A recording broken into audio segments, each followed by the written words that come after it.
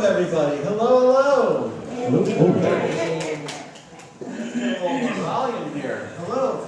Welcome, everybody. Welcome to another. That's too much now. Tough being the sound guy and the announcer at the same time.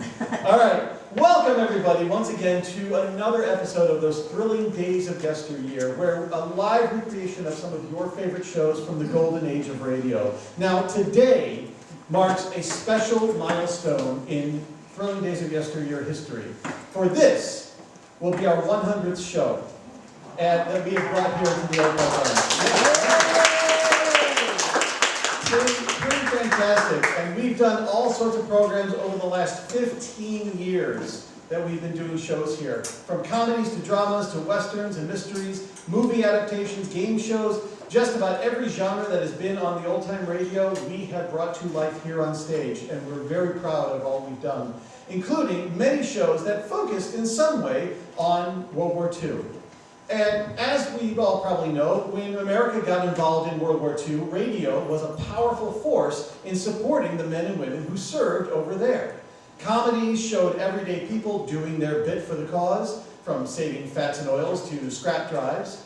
Programs like Proudly We Hail dramatized stories of soldiers and officers in the line of duty. Celebrities of all types joined together on shows like Command Performance to entertain our troops with songs and memories of home, and many propaganda shows appeared all the time, sponsored by the Armed Forces Radio Network, to reach out to the public and draw young men to sign up and join one of the armed forces and fight for our country.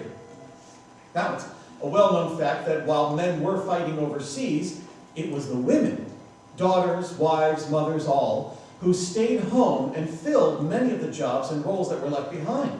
Women worked in factories, women worked in offices, women took care of our cities and towns and made sure that everything back home ran smoothly. But it wasn't just on the home front where women gave their value. Approximately 350,000 women joined the military in some form. The Women's Army Corps and the Navy, also known as the WACs and WAVES. The Women's Air Force Service pilots, WASPs, and the Army Nurse Corps, performing such valuable duties as driving and repairing trucks, fixing airplanes, handling sensitive communication, and even running clerical work. In fact, commented many, many times, doing as well as any man, and sometimes even better, as was mentioned.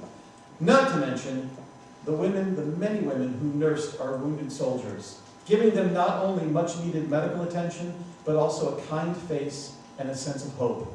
And that goes a long way.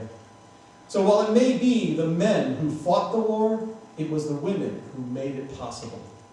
And the world of radio did not let that go unnoticed. Various programs and celebrities brought attention to this faction of the war, calling women to join the cause, celebrating the help and supporting those enlisted women who were giving, and honoring the military women to be just as important and valuable as the fighting men. So, today, as we celebrate our Year of Women in Radio, we will first hear a special episode of Proudly We Hail that honors the 7th anniversary of the Women's Army Corps, telling the story of a young woman and her journey into the service. And then we'll hear celebrity Lionel Barrymore, who sends out a special message to the young women across the country to join up. And then an episode of Something for the Girls, a program specifically designed to entertain and champion the waves. And last, we'll enjoy a special Command Performance, starring Dennis Day and Betty Hutton as they lead a cast of celebrities who will dedicate their show to the Army Nurse Corps.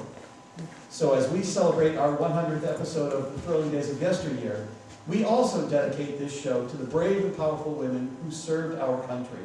Thank you for your service. And we'll do our best to recreate these shows for you just as they aired, with music, sound effects, and a big salute. And while you are listening, you might pretend that you are one of those who had the fortune of being in the live studio audience as they watch their favorite performers do their thing.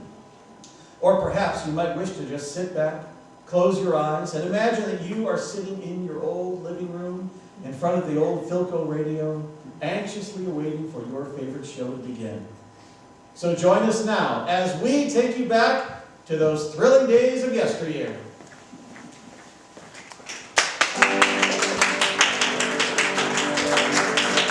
Dedicated to the strength of the nation,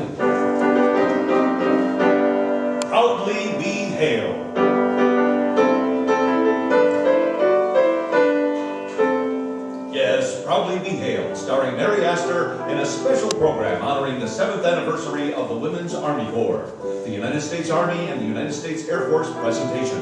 And now, here's our producer, the well-known Hollywood showman, C.P. McGregor. Thank you. Greetings from Hollywood, ladies and gentlemen. Welcome to your Theater of Stars, where all the great names of the motion picture world and your own favorites come to join us in plays we know you'll enjoy. Our star is lovely Mary Astor, and the title of our play is a special program honoring the 7th anniversary of the Women's Army Corps. We'll have our curtain for Act 1 in a moment, but first, here is our announcer, Wendell Niles, with this message of importance. Only the best can be aviation cadets. And now, because your United Air Force is planning for the future and wants the best young men, special consideration is being given to this year's college graduates who want careers as leaders in aviation, as officers in your United States Air Force. If you're graduating this June, apply now for aviation cadet training. As a college graduate, your application will be rushed so that you can begin training as soon as you graduate. Visit your U.S. Army and U.S. Air Force recruiting station today to make certain you're accepted for one of this summer's aviation cadet classes. Remember, only the best can be aviation cadets. And now, once again, our producer. The curtain rises on the first act of our special program commemorating the 7th anniversary of the Women's Army Corps, and starring as narrator, Miss Mary Astor.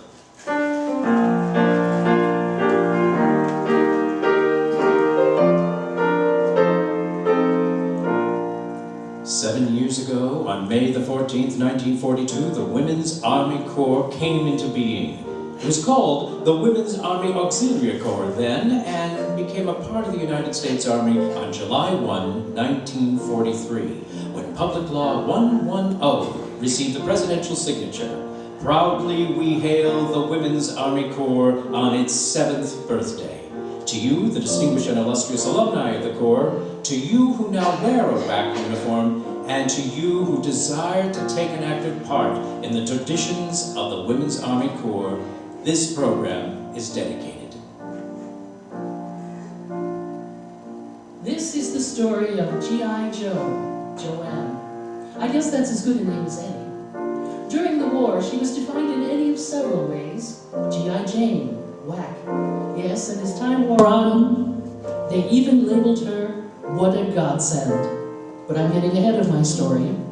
A story that begins at Fort Oglethorpe, Georgia, one of the 5 WAC training centers in 1943.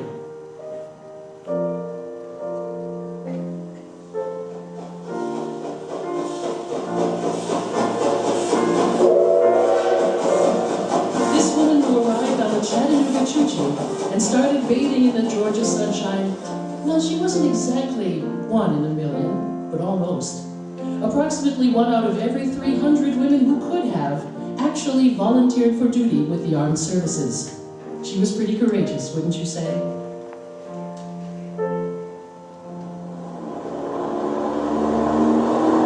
This slip of a girl who answered the call of her country in its most critical hour was met at the station by the motor transport and taken to the camp to begin training.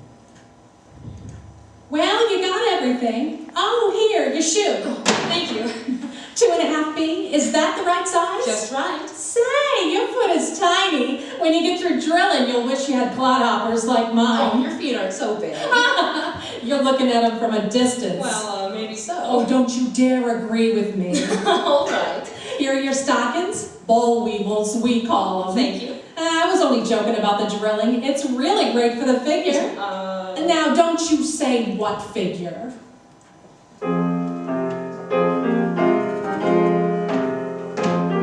She drilled, this woman we're talking about, under the huge pines there at Oglethorpe.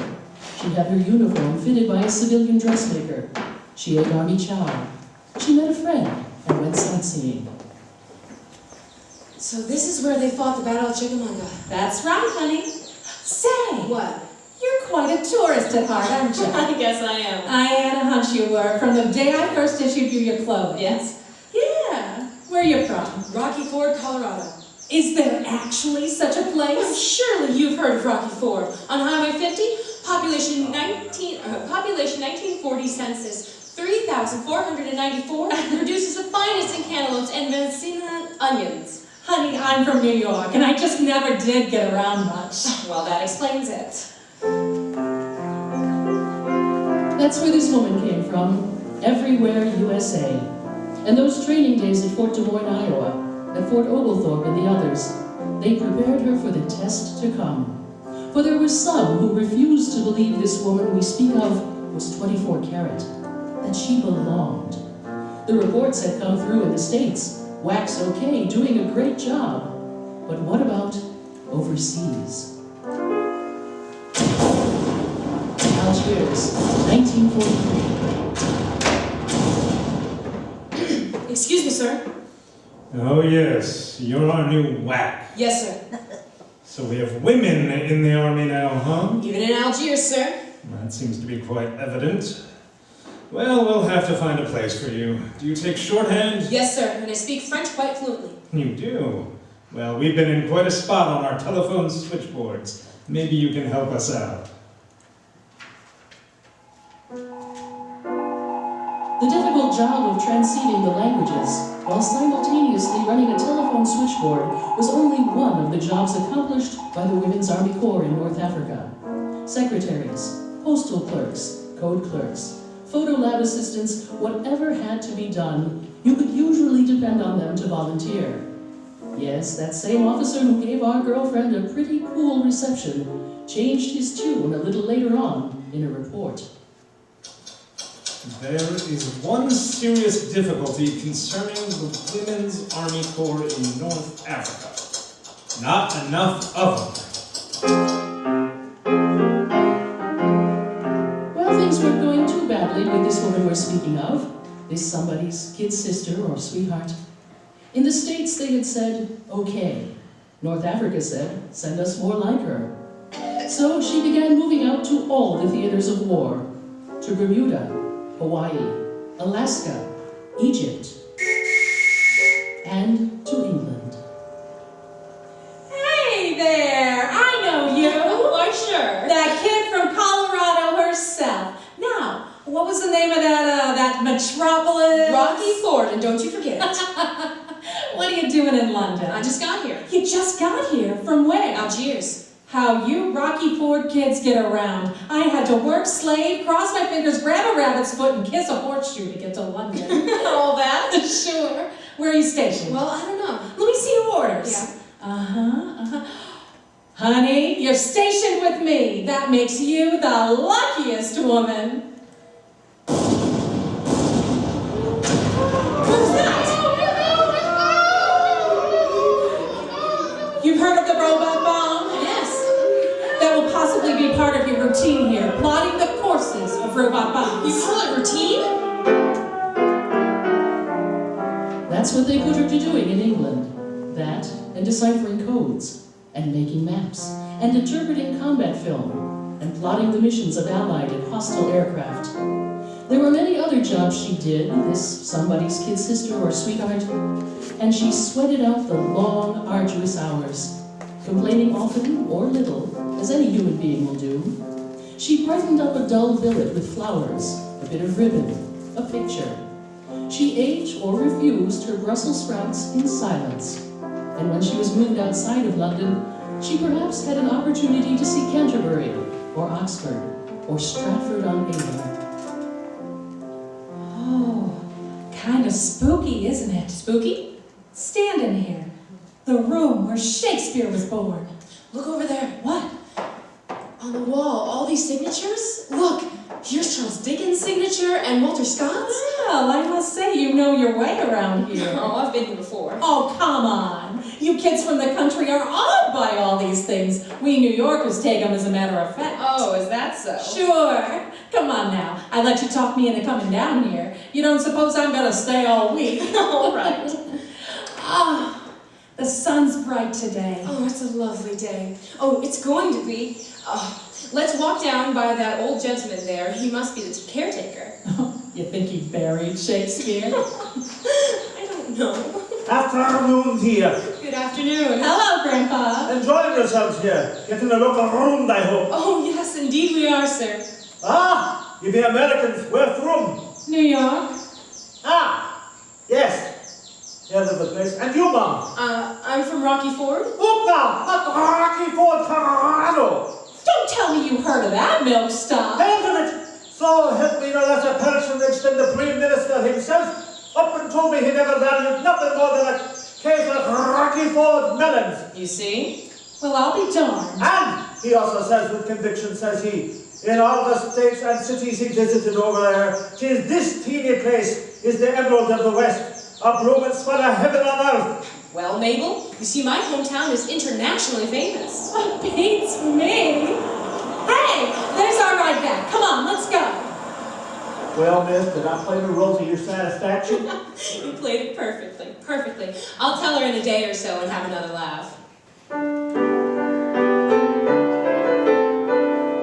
And this woman we speak of continued to play her role, a role of increasing importance, as members of the Women's Army Corps began to be heard from more distant horizons and far-flung APOs.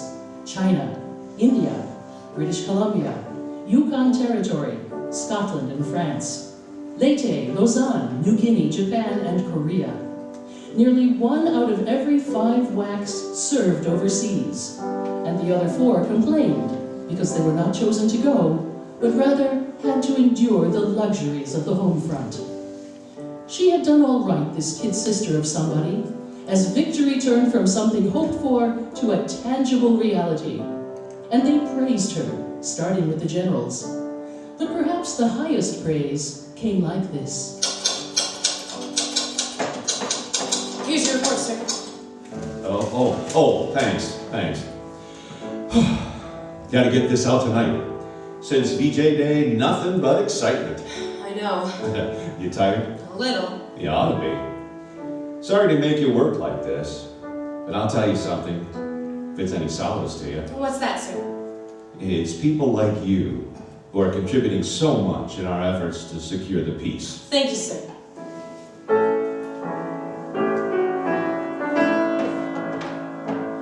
In the spring of 1946, with demobilization nearly completed, you could have heard this sound. The sound of the woman we speak of today made when she walked out of Fort Des Moines, Iowa. The last of the 72,141 WACs trained there. Past the empty barracks she walked. Her footsteps made a hollow sound.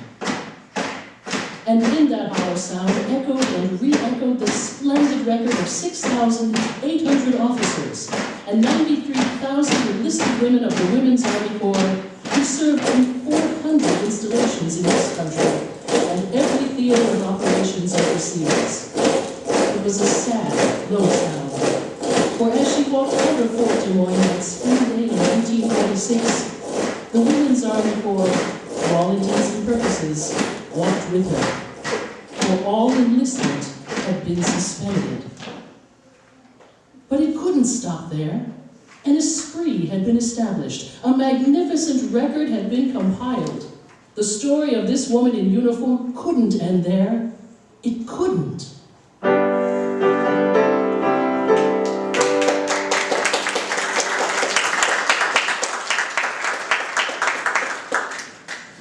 We pause briefly from our special program honoring the 7th anniversary of the Women's Army Corps, starring Mary Astor as narrator, to bring you an important message from our government.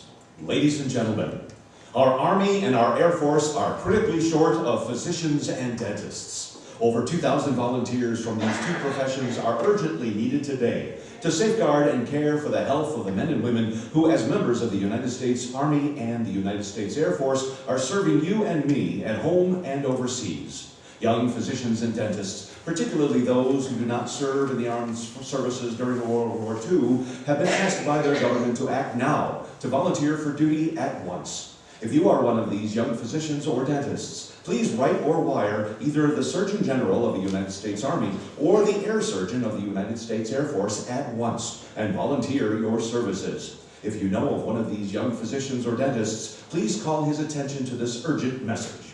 Thank you.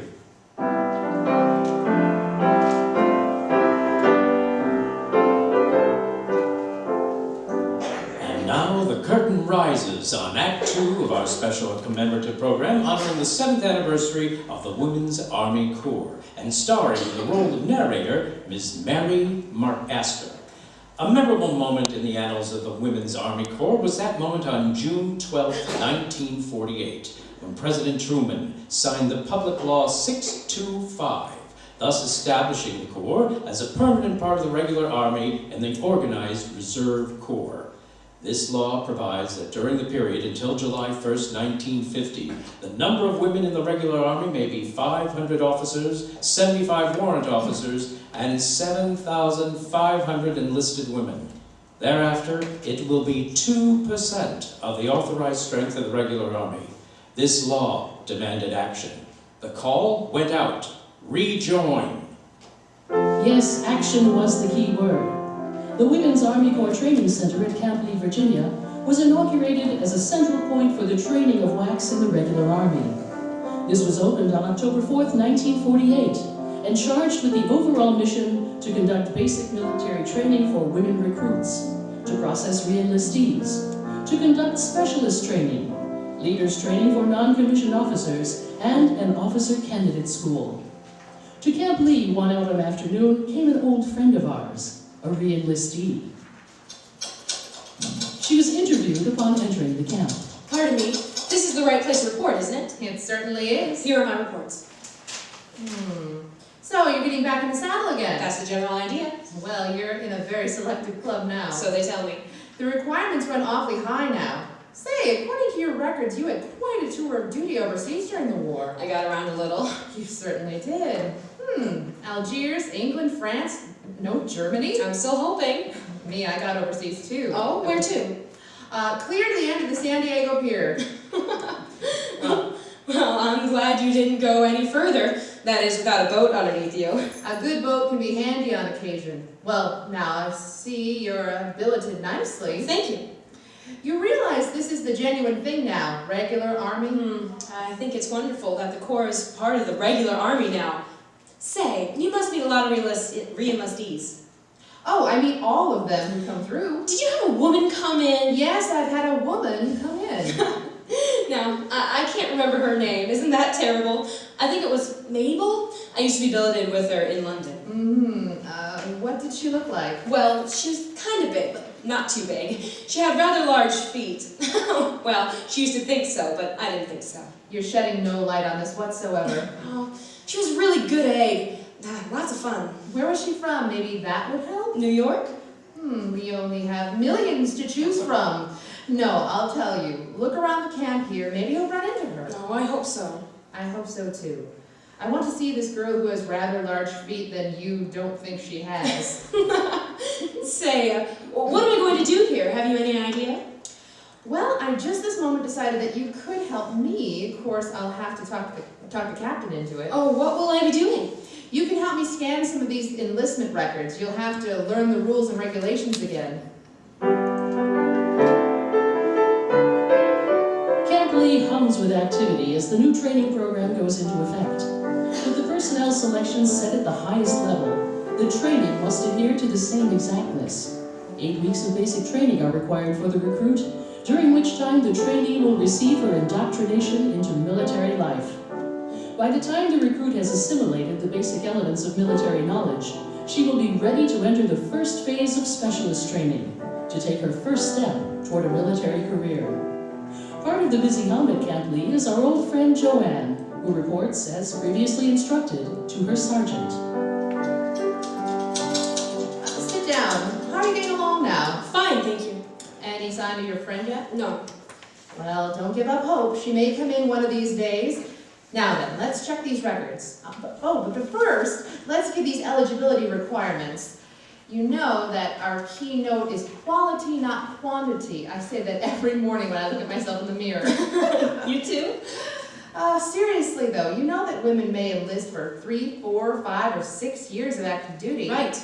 Good. Now, tell me, what are the 5 cardinal points of eligibility for enlistment? 1. Women between the ages of 18 and 35 years are eligible to apply for enlistment. Right. 2. Applicants who have not reached their 21st birthday will be required to furnish written consent of parents or guardians. Very good. 3. Women with prior military service are eligible to apply provided their age does not exceed 35, plus the number of years of completed honorable active WAC service since July 1st, 1943. Excellent. 4. When women without prior military service must be high school graduates and must be unmarried at the time of enlistment. Say, you're good. 5. In addition to age and educational qualifications, each woman must meet the standards of health and character. Terrific, you got them all. My, what a memory. Oh, wait, just a minute there. You were reading those. I didn't say I wasn't. Now, listen, you'd better learn those for your own good. All right, I will. But say, I understand there's an opportunity for enlisted personnel to be trained for a commission? There certainly is. Are you thinking of applying? That I am. Well, good luck. And if you make it, I'll be the first one to salute you.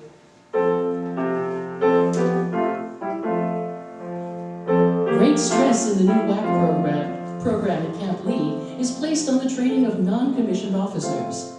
And to all enlisted women who meet the eligibility requirements, there is opportunity to achieve commission status.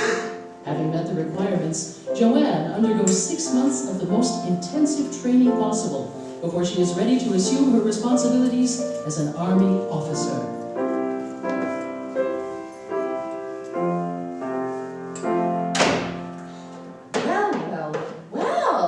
Lieutenant! Do I look natty? Well, you certainly do. Allow me to be the first one to salute you. Thank you. But you know, you're not the first. No? No, after all that training, those classes all day, and then studying half the night, after all that, when I got those 2 gold bars, I stood up in front of a mirror and saluted myself. Why not? Say, I have more good news for you. Yes, what? I think you're going places. Me? Where? Berlin! Berlin? You're not joking? I hear it's in the cards after training. Today, women of the Corps, in addition to serving at various posts, camps, and stations throughout the United States, serve with the military governments in the Caribbean Command, the Far East Command, and in Europe. They're doing important work in administrative fields, medical fields, and in the field of communications. In addition to their regular duties, many WACs have been engaged in German youth activities. Their off-duty time is given voluntarily to a comprehensive program of guiding the German youth back into the basic principles of democracy. And so we end our story of G.I. Joe, Joanne, but not before telling you that when she arrived in the Tempelhof Airdrome in Berlin, Flight 3 from Paris, now boarding. Say, Lieutenant! Remember me? Mabel! You do remember me, even though I'm now a civilian and out of the Army. Oh, I should say I do. Imagine meeting you in Berlin. Well, we met once in London, remember? But look at you, you're back in the Corps. That's right. And a lieutenant. I sure worked for it too. Oh, you sure look smart. Thanks. What about yourself? Whatever happened to you? Me? I came on into Berlin after VE. And then? I got married. You got married? Oh, Mabel, that's wonderful. Well, it's pretty exciting. Well, tell me, what's he like? Don't look now, but he's in the Army. Oh. And he has a darling sense of humor. There he is, right over there. Oh, how nice. Where? Right there. I want you to meet him. Oh, well, I see the sergeant. Sergeant? Nothing. Oh, Colonel. the people of America share the pride of the Women's Army Corps and its wartime record, and their pride in taking a place in the peacetime Army. The training and experience women will obtain as a part of the Women's Army Corps will be such as to enable them to obtain an understanding and appreciation of both the rights and responsibilities of citizenship in our democracy. This, with specialized training, will increase their value to their communities, whether they return to civilian life or continue their careers in the military service.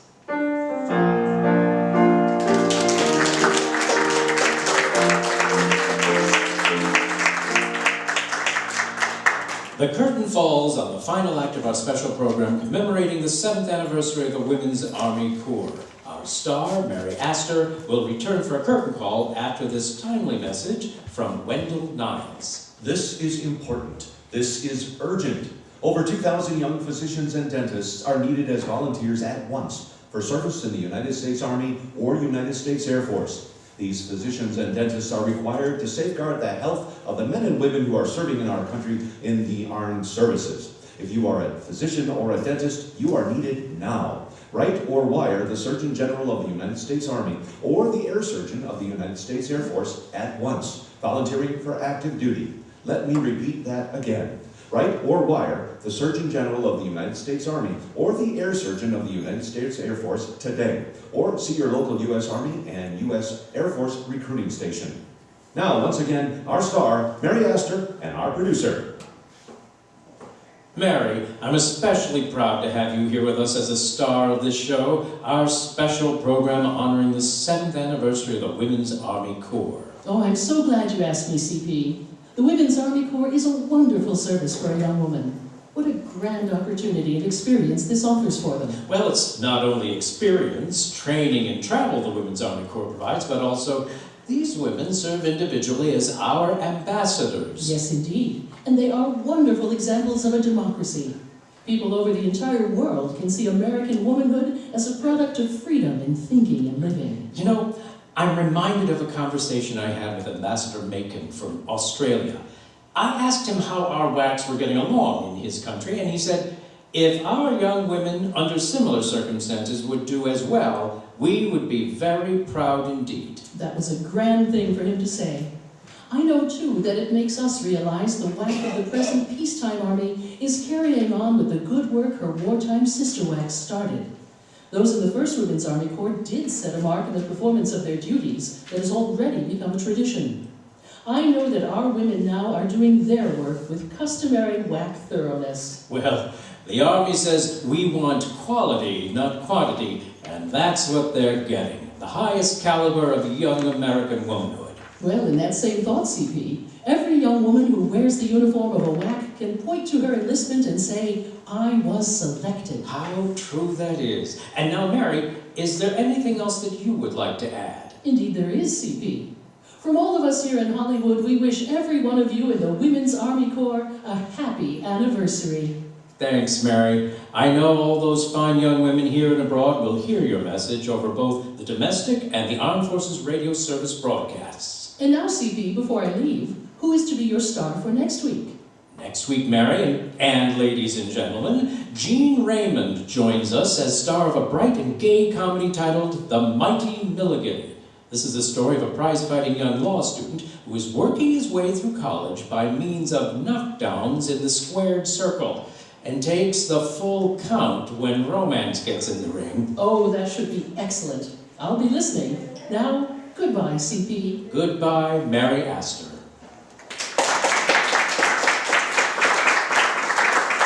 Be sure to join us next week, ladies and gentlemen, when we bring you Jean Raymond in The Mighty Milligan. Until then, thanks for listening, and cheerio from Hollywood. Mary Astor appears through the courtesy of the Hollywood Coordinating Committee, which arranges for the appearance of all stars on this program. Script was by Rich Hall, with music under the direction of Eddie Dunstetter. This program is transcribed in Hollywood for release at this time. Wendell Niles speaking.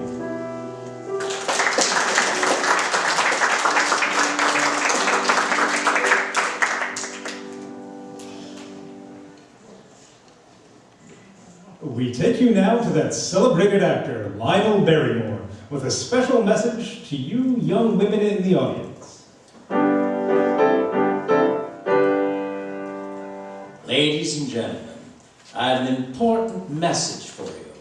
Now, the women of America, in fact, the women all over the free world, want peace. They're happy when their men, husbands, sons, and fathers, are with them by their side. Their life is full. Now, naturally, the women of America know the great stake that's in this war, and thousands of them have been fortunate enough to find something to do about it. But thousands more are needed. Now, the Women's Army Corps, known to you all familiarly as WAC, WACs, is composed of women between the ages of 20 and 50. They know that the shortest road to peace is donning the khaki of the army and doing important and interesting work, and living experiences that will be unforgettable. Now, the Women's Army Corps is composed of women who are working, not waiting, for victory. Now, that's where you ladies in the audience come in. Are you working for victory, or are you just sitting around waiting for it to happen? Well, you examine your activities. You place them under the magnifying glass of your conscience. Is what you're doing now going to make the war one day shorter? Is what you're doing now going to save one life? If the answer is no, then join the Women's Army Corps. Now, the soldiers of the WACs are stationed all over the globe. England, North Africa, India, New Caledonia, Australia, the Holy Land, everywhere. But wherever they are, they've proven their worth. Everyone, from private to the commanding general. Why, in this country, the head of every service command says, send more WACs. Now, when you get through to the theater, why don't you stop in the booth in the lobby and sign that blank requesting an interview with a WAC recruiting officer? Don't wait for victory. Work for it. Join the Women's Army Corps and serve shoulder to shoulder with America's finest young men.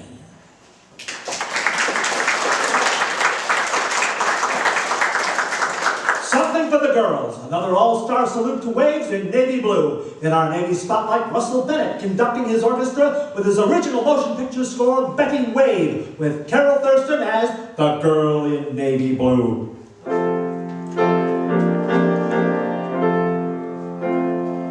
My name is, well, just call me Betty. I'm one of those girls in blue. Just another one of 60,000 or so who joined the Navy for the duration at 6. What's that, madam? I'm still me, not a regimented cog. I'm still an ordinary American girl, an individualist.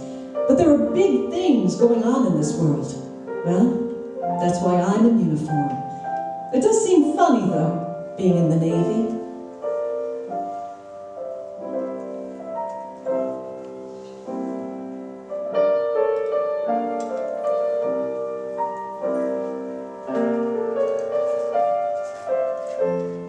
You see, I went to school in a small town. We lived in a white house on Pine Street, and my brother Johnny was really the pride of the family. You know the scene, the town, the street.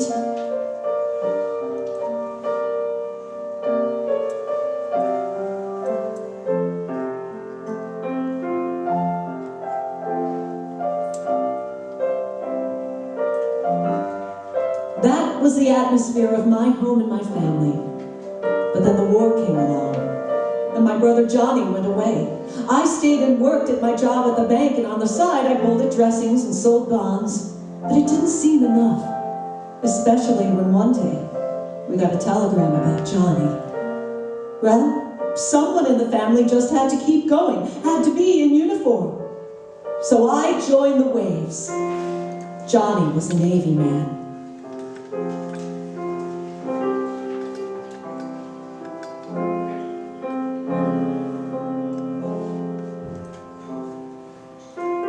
I went to training school feeling sorry for myself, but that didn't last long. Most of the girls I met had someone close to them in the service. I had never realized that from all parts of the country, girls like myself were leaving homes and jobs and pouring in to do a man's work so that our boys could get the war over with just that much faster. And the drilling turned out to be fun. So did using Navy language and meeting real Americans, women with the spirit of our pioneers.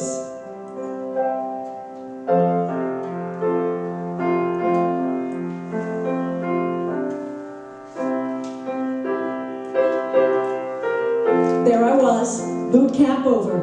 A salty seaman, second class Betty Wave, and then to another school for more training. And where did they send me? A Navy air base. That's right, me, a gal who had never handled a monkey wrench in her life, who used to yell for help when turning a leaky faucet. I was helping keep Navy planes in the air. Sister, I was proud.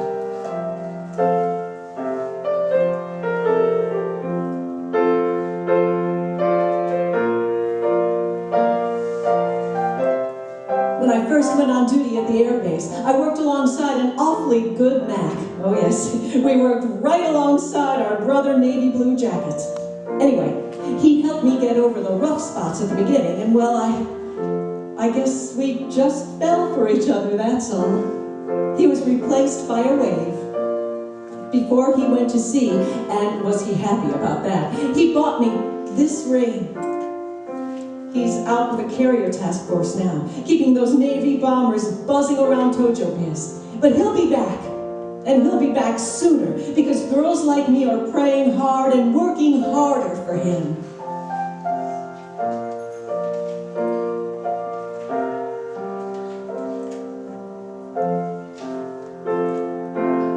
My name's Betty Wave, madam. I'm doing my best for America, for the Navy, for my brother Tommy, and for Bill. And something tells me that after the war, our first one will be nicknamed Salty. He'll have a real Navy family around.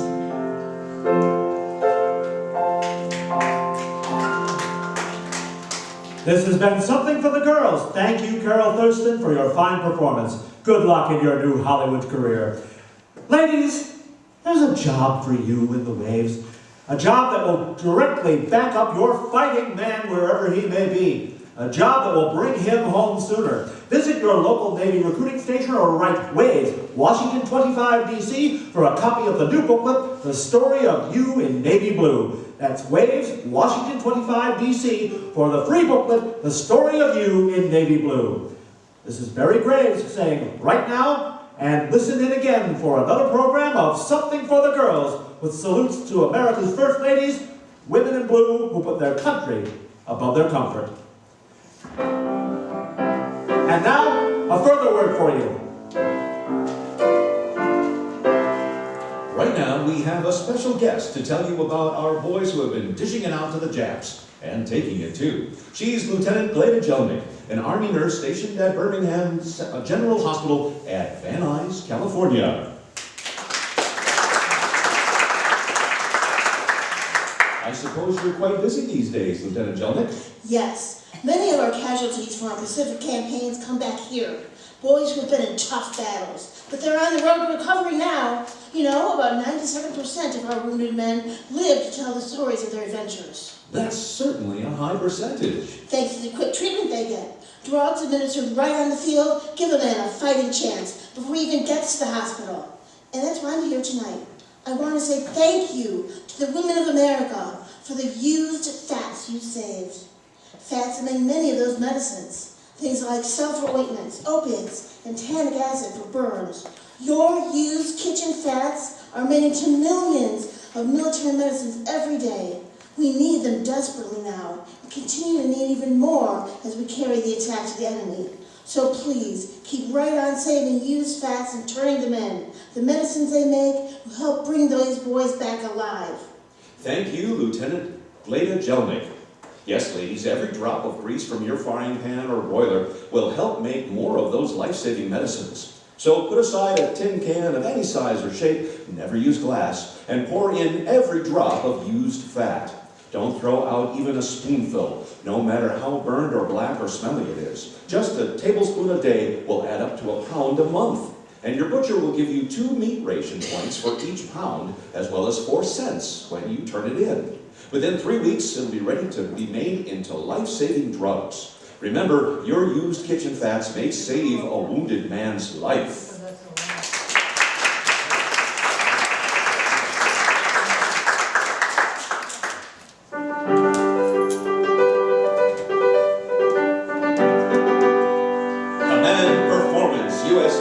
The greatest entertainers in America, as requested by you, the men and women in the United States Armed Forces throughout the world. Command Performance presented this week and every week till you're back from over there.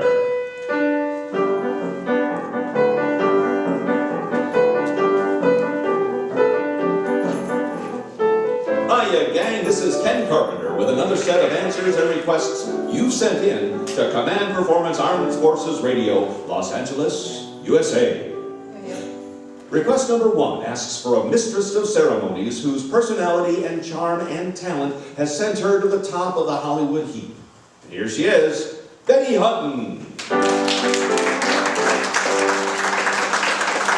Thanks, Ken. And hiya, man. This command performance is kind of a special one, folks, because it's dedicated to the anniversary of one of the greatest units of any branch of the service, the Army Nurse Corps. It's a small way to acknowledge the big job they've done, but for what it's worth, here's a deep bow to the Army nurses from each and every one of us here at home. And now, let's get the show rolling with a swell number sung by a swell team, Come the Baby Do, as done by Ginger, Lou, and Jean, the Dinning Sisters.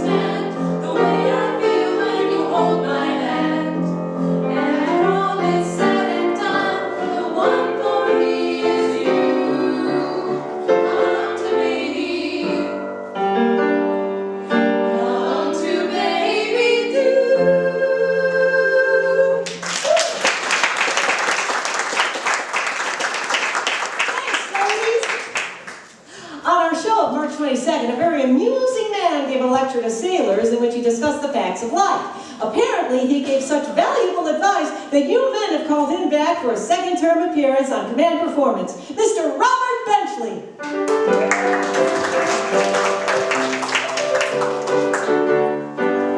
Thank you, Miss Hutton. This is a little talk that I'm going to deliver tomorrow to a group of young women about to enter a short course in nursing. I just want to see what you think of it. I may tear up the whole thing anyway. Young ladies, I'm going to say, if I say anything, young ladies, I am happy to speak a few words of cheer to you on this, your day of matriculation. First, I shouldn't have even said that. I shouldn't have even started to talk at all. If you can't say a word like matriculation, I do feel, however, that a word or two of warning may not be out of place for an old man who has been very close to several nurses, and vice versa. I'd like to think it was all in just one big family, don't you? First, there comes the problem of bathing in bed. I mean, of course, bathing patients in bed. Let's look at it from another angle. Let's take the subject of changing the bedding after bathing the patient in bed. Now, as I see it, the problem is to get the bottom sheet out from under the patient without tossing him too far in the air or catapulting him on the floor on the other side. This can be done by calling his attention to something out the window, counting 1, 2, 3, and then not changing the bottom sheet at all. He won't know the difference in a couple of minutes anyway. Now, once you've got the patient washed and the bed linen changed, there's the question of I wonder if you'd like to hear something about the work we're trying to do among our boys up at our little camp in Silver Lake. I don't think it's generally known that most of our boys up there are between the age of 16. We feel that by taking the boy at this age, we can get him in closer touch not only with his parents, his school, and his people, but also with the town in which he lives, the flag to which he pays allegiance, and the town in which he lives. I was talking on this subject only last week to our Uptown branch, asking for contributions to the camp. And at the conclusion of my talk, a little old lady, dressed all in lavender, came up on the platform and placing her hand on my arm said, "What the hell did you do with the money we gave you last year?" Well, I just laughed and pushed her off the platform. But I quote that only to show how much interest people are taking in our camp and how bright the future seems to be for it. Or should I say for that? Well, anyway, to get back to what I was going to say to the young ladies who are training to be nurses. From my experience with nurses, I think that I am right in making the suggestion that the nurse is likely to hang around the room too much. Is that right? I don't know. Nurses are often very charming young ladies. I say this entirely on hearsay, and I never happen to draw one. I hear about these guys with beautiful nurses, but the one I usually get looks like the horse Whirlaway with a cap on. Only kidding this title. We now come to the subject of hospital bedroom equipment and its use. Well, I see that my time is about up. And so we shall have to postpone this section until our next meeting. Well, maybe the time isn't quite up yet, but it will be by the time I've announced that. I'll be in the vestry at the close of this talk for consultation with any of you young ladies who still want to continue nursing after what I've just said, and who would like to try getting this shoulder of mine back into place. In the that goes for you too, fellas. What have I said?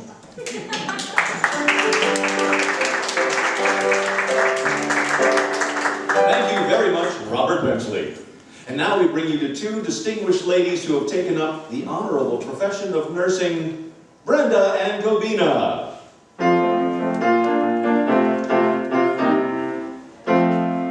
Brenda, What is it, Cabina? Gee, I'm sure glad this is our night off at the hospital. Ooh, you know what I'd like to do tonight? Yeah, I know, but the fleet's not in. Just think, in a few weeks, Brenda and Cobina will be full-fledged nurses. Yeah, we'll be regular Florence Nightingales. You know, Brenda, this hospital work isn't as easy as I thought it would be. You said it. Last night they had me in the crazy ward. The crazy ward? What was it like? What was it like? Suppose a bunch of wild-eyed men were chasing you all night. How would you feel? 10 years younger. Oh, well, anyway, Brenda, it sure is interesting the things you learn in nurses training. Do you know every time a fella kisses a girl, she can catch 75,000 germs? 75,000 germs every time a fella kisses a girl? Yeah. Boy, are we pure. Disgusting, ain't it? Especially with so many handsome doctors around here. I'll say, like that good-looking young face specialist. Face specialist? Yeah, you know, that plastic surgeon. Sure. I sure was impressed when he took you out in the garden last night. You know, I heard you walking around on the lawn. How could you hear me walking around on the lawn? You got knees that jingle, jangle, jingle.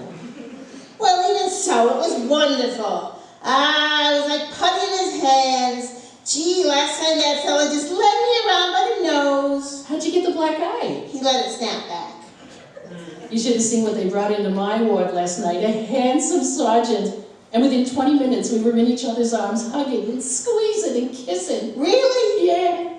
And all it took was a gallon of chloroform. Gee, some of those guys will drink anything. Yeah. Oh, but seriously, Brenda, you know, now that we're nurses and we're meeting all these men, we ought to make ourselves a little more attractive. Get some oomph. Oomph? What's oomph? Brenda, oomph is something which if I took it away from Brady Grable and gave it to you, George Raft would kick my teeth in. Is that so? I'll have you know, everybody tells me that Hedy Lamarr and I have the same face. Yeah, the only trouble is, she's wearing it.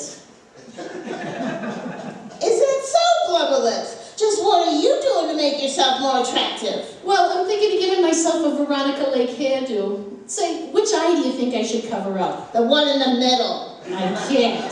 That's the one I use in dim outs. Besides, I got nothing to worry about with this new perfume. I dab a little behind my ear each morning and... Here, how do you like it?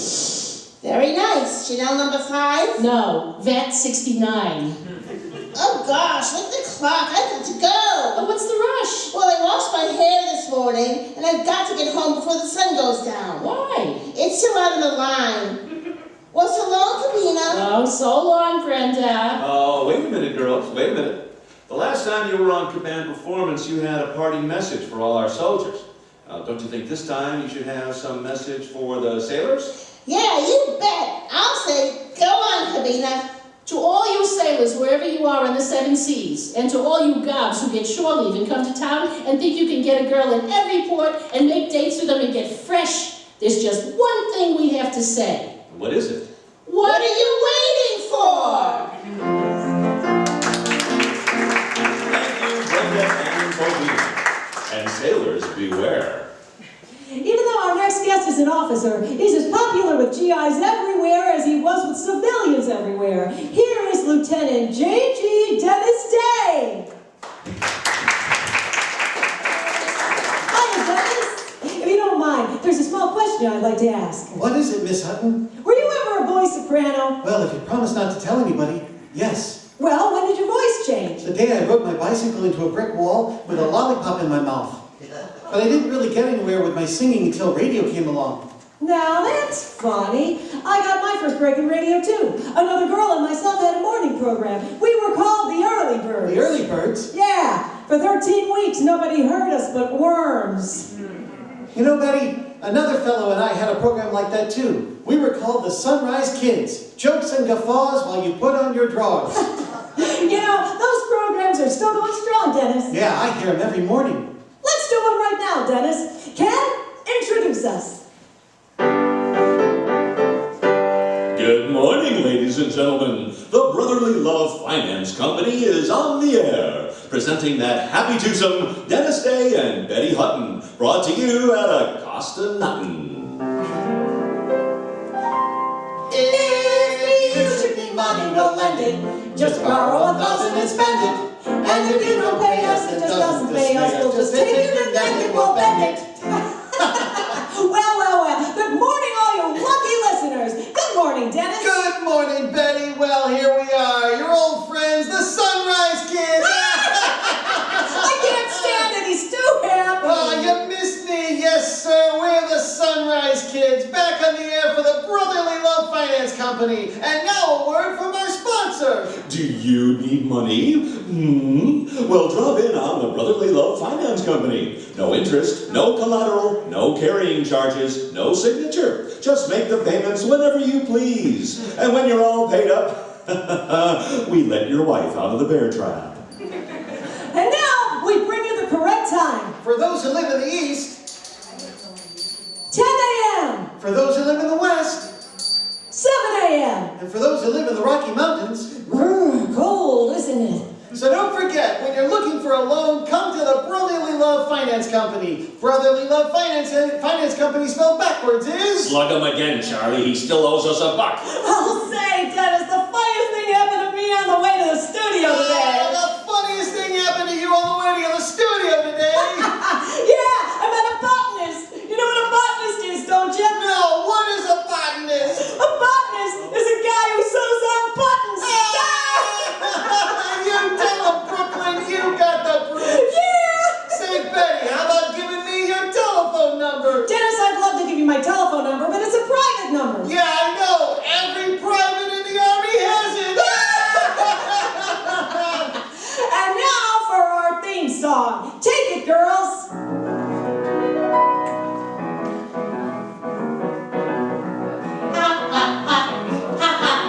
Money. We loan it to guys in need. You pay it. Oh, yes, indeed. Money. We'll get you out of the red. Just leave your right arm and head. Money.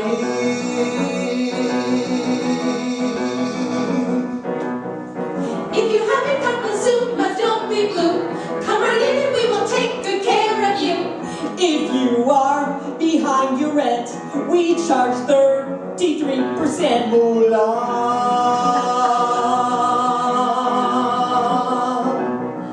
If you should decide to keep our dough instead, We will put a nice round hole right in your head. No reference, nothing to sign.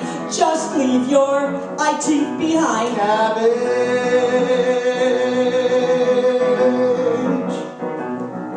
If you're looking for some cash to build your house, As for Joe, you couldn't find a nicer louse. Ha ha ha, ha ha ha ha. Ho ho ho, hee hee hee hee. I'm Joe.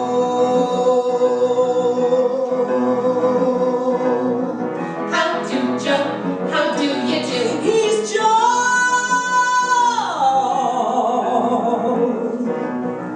Hello Joe, what do you know? Money. Cash.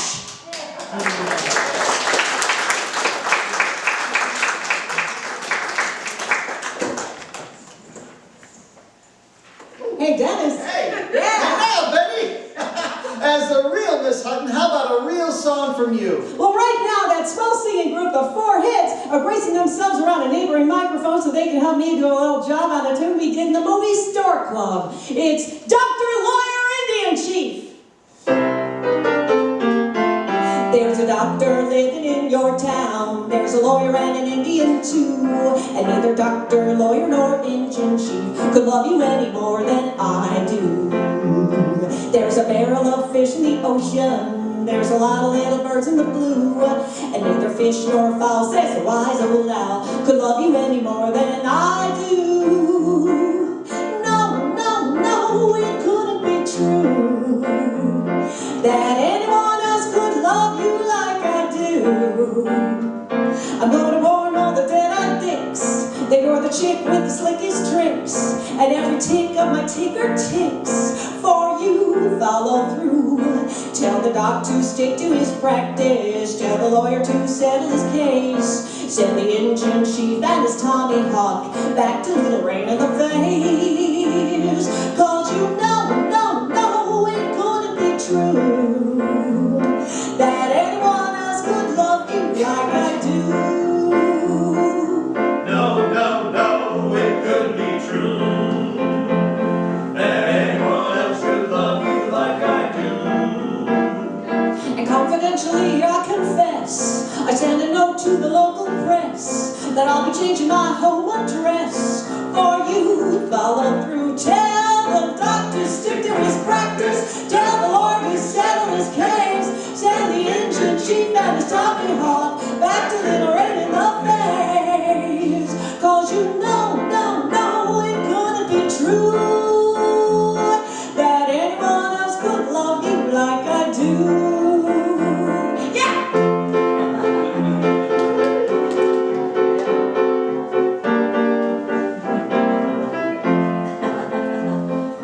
No, no, no, it couldn't be true that anyone else could love you like I do.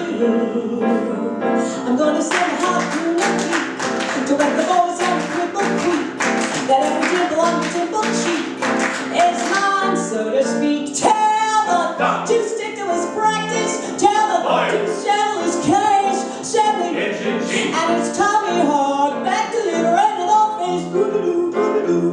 'Cause you know, no, no, it couldn't be true that anyone else could love you like I do. Like I do. Like I do. Like I do. Like I do.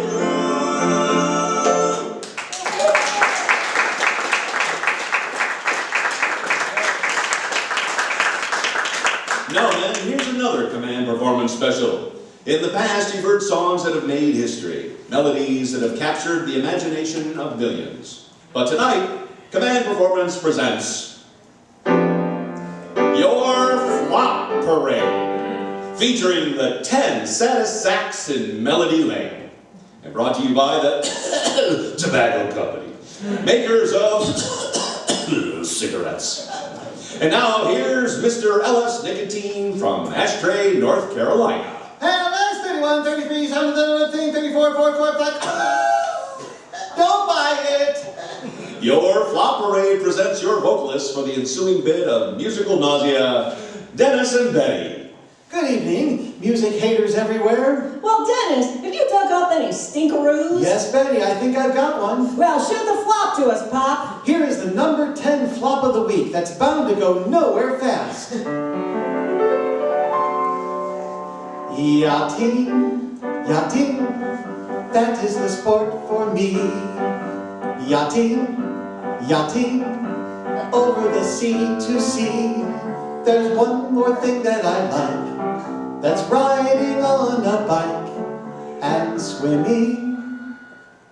Thank you, Dennis. That was awful. And now, a message from our sponsor. Ladies and gentlemen, does your taste different lately?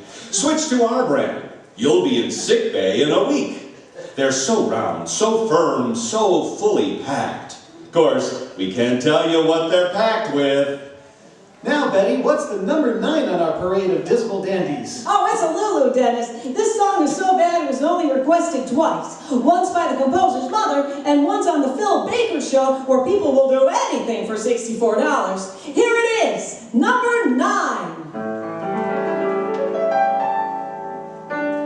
Hammaker Schlemmer, I love you. Roebuck and Sears, I adore you. If you want to buy a bassinet or buy a hog, don't be in a fog. Use our catalog. Hammaker Schlemmer, you're sweet, dear. Hammaker Schlemmer, I repeat, dear. Macy's and Gimbals have plenty of thimbles, but I love you.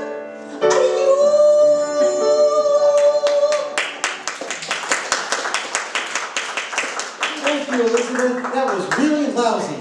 And now, for number 8, we turn to the Dinning Sisters with a song that has endeared itself to millions. Here it is, number 8.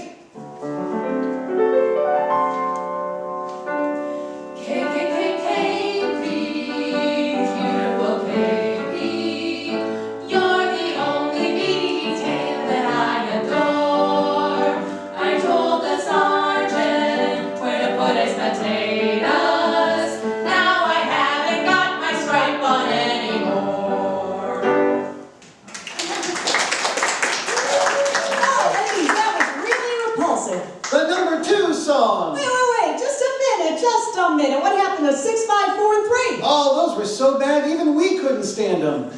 So here's your number 2 song. It's a real flop, but a songwriting thief stole the song and then turned it around backwards and made a hit out of it called Yes, We Have No Bananas. But here it is in its original form, the number 2 song, Yes, We Have No Bananas, backwards.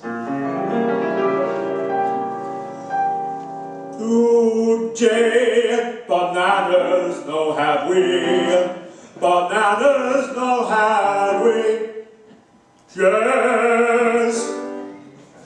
Well, thank you, Mr. Benchley. Hutton Miss, welcome are you? And now a word from a tobacco buyer. Well, sir, I've been growing tobacco for nigh on 35 years. I've seen many a crop come and go. And after smoking one of y'all's cigarettes, I feel sure this crop gotta go. So don't forget, for men who know tobacco best, it's Juicy Fruit, 2 to 1. And now the top tune of the week.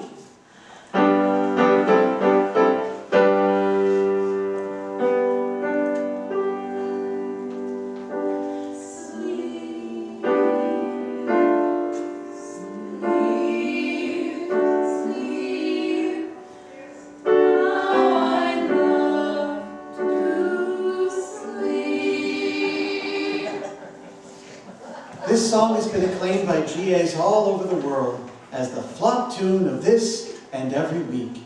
Here it is, number 1.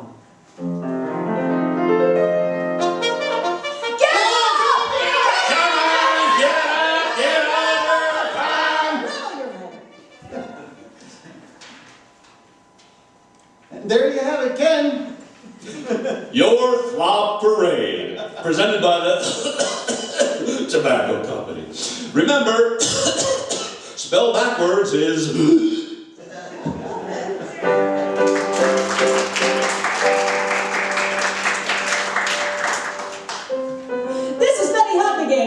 You probably recognize this song, the song of the Army Nurse Corps. During the war, when the going was toughest, you might have heard this phrase, or you might have had it said yourself. Well, if the nurses can take it, so can we. To the Army Nurse Corps on its 45th anniversary, to all you women in white who did so much when things were the blackest, and all of us on Command Performance join others everywhere in saying, congratulations. Good night.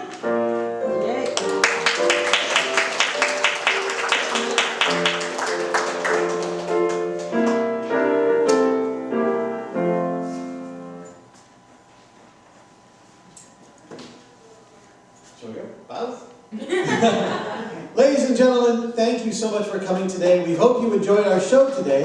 And if there are any women out there who have given their time and skills to helping our national defense, either during wartime or peace, we dedicate this show to you. And we thank you for your service. Now, even though we've completed our 100th show and winding up our 15th season here at the Arms, we're already planning an exciting new batch of shows to entertain you all. Cavalcade of America, Jack Benny, Lux Radio Theater, and so much more, including our next show, which will be Sunday, July 30th, a long way from now, as we continue our Year of Women featuring two amazing women whose passion for journalism and music not only got them noticed internationally, but it literally took them around the world. It will be a long wait until July 30th, but well worth it. So, be sure to check out our website at www.ttdyradio.com for the latest updates and show information. And now for the cast of Those Thrilling Days of Yesteryear. Dave Amato. Yeah. John Corona. John Dingle. Val Lewinsky. Craig Gustafson. Margie Gustafson, Heidi Schultz, Pam Turlow, Kristen Wells, and Claire Yearman. And also special thanks to the amazing, magnificent musical magic of Terry Tennis on piano. And I'm the producer and director, Ben Dooley. We'd like to extend our thanks to you, the audience, for once again helping our show come alive and for living those thrilling days of yesteryear so that we could bring them back to you. Thank you.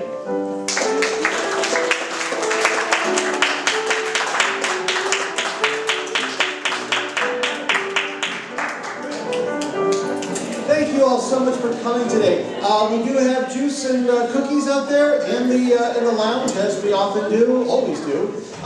Feel free to stick around and do some old-time radio talk. Come back on July 30th.